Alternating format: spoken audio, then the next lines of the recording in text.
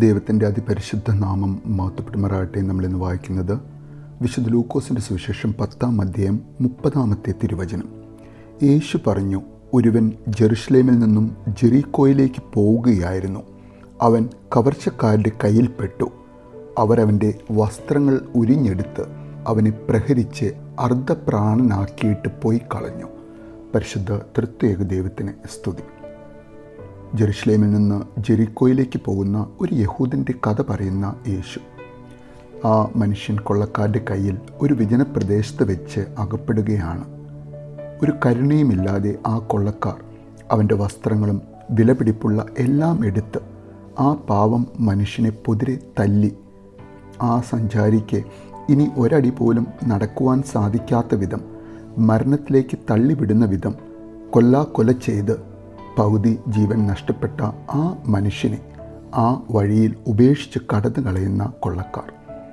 അവർക്ക് ഉറപ്പുവരുത്തണം, ഈ മനുഷ്യൻ പെട്ടെന്നൊന്നും എഴുന്നേറ്റ് തങ്ങളെ പിന്തുടരുകയില്ല എന്ന്.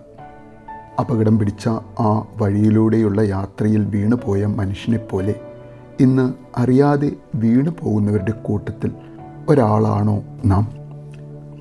ദൈവ സാന്നിധ്യത്തിൻ്റെ പ്രതീകമായിരുന്ന ജെറുസലേം എന്ന ദൈവത്തിൻ്റെ നഗരത്തിൽ നിന്നും ലൗകികതയുടെ പ്രതീകമായ ജെറിക്കോ എന്ന പട്ടണത്തിലേക്കുള്ള വഴി അപകടം പിടിച്ചതാണ് എന്ന് പറഞ്ഞു തരുന്ന യേശു. ആ വഴിയിൽ മനുഷ്യൻ പാപമെന്ന കൊള്ളക്കാരനാൽ ആക്രമിക്കപ്പെട്ടേക്കാം. ആത്മീയമായ തകർച്ച എന്ന മുറിവേൽക്കാം. എന്നാൽ ആ അപകടത്തിൽ നിന്നും നമ്മെ രക്ഷിക്കുവാൻ കരുണയുള്ള ക്രിസ്തു ഇന്ന് നാം ഓരോരുത്തരോടും, പ്രത്യേകിച്ചും ചെറുപ്പക്കാരോട് പറയുകയാണ്. വീക്കെൻഡുകളിൽ നാം നടക്കേണ്ടുന്ന വഴി ദൈവത്തോടടുക്കുന്ന ജെറുസലേം എന്ന ദൈവാരാധനയുടെ കേന്ദ്രമായ ദേവാലയങ്ങളിലേക്കാണ്. വിശുദ്ധിയുടെ ദൈവ സാന്നിധ്യത്തിൻ്റെ അകത്തളങ്ങളിലേക്കാണ്. അവിടെ എല്ലാ ആഴ്ചകളിലും മുടങ്ങാതെ വിശുദ്ധ ബലിയിലും ദൈവാരാധനയിലും പങ്കെടുക്കുവാൻ വിശുദ്ധ ദിനം, ഹോളി ഡേ, ഞായറാഴ്ച ദിവസങ്ങൾ മാറ്റിവെക്കുവാൻ ആവശ്യപ്പെടുന്ന നമ്മുടെ കർത്താവ്.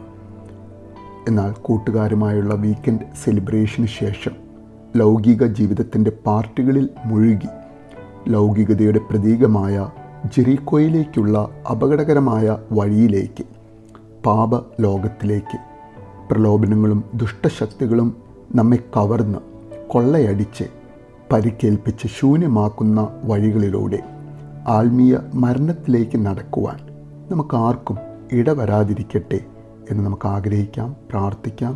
നല്ലൊരു ദിവസം നേരുന്നു.